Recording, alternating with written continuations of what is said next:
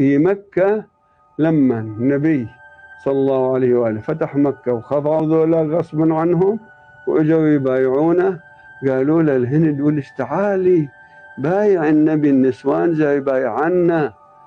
قال روح أبايع. تلثمت وغطت نفسها حتى لا يعرفها ودخلت إلى مجلس النبي صلى الله عليه وآله تبايعه، فأخذ يقرأ عليهم الآية: ولا يأتين ولا يسرقن ولا يزنين. يقول هي قالت: وهل تزني الحرة؟ إذا وحدة حرة وبنت أصل تزني؟ يقول عمر قاعد كه كه كه كه حتى وقع على ظهره. ليش عم كه كه؟ ما أنا مسويها وياها. فضحك عمر حتى وقع على ظهره من الضحك.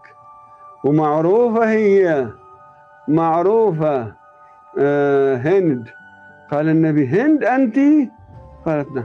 ولا يقتلن أولادهن. قال: احنا ربيناهم وانتم قتلتوهم في بدر. بعدها ما تسكت حية. اي والله النبي سكت عنها. معروفة كانت زناء، معروفة حتى أن حسان ابن ثابت هذا الأغبر كان يقول له: شنو منو الصبي اللي خلته بزياد؟ كان وكان شو اسمه كان يفضح هند. بعدين مشى ويا أولادها. يقول كانت إذا جاءها المخاض تروح إلى منطقة يم جبل جياد، تولدت تشوفها أسود، تقول خذوا ربه.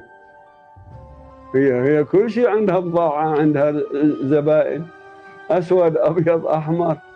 إذا شافت الولد أبيض يقول يجيبوا لي. يقول هذا ابن أبي سفيان شو اسمه واحد منهم.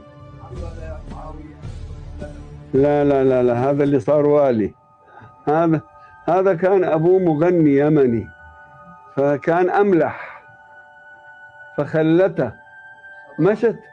مشت شوية. إسا أذكر اسمه إسا أذكر اسمه. ابن أبي سفيان كان والي. لا فيقول مشت. بعدين قلبها حن عليه، قالت جيبوا لي إياه. جابته وربته، كانت معطيته. أبوه من هو؟ قالوا أبوه كان مغني من اليمن. وهم أول ما يشوفون إذا أخذوا الولد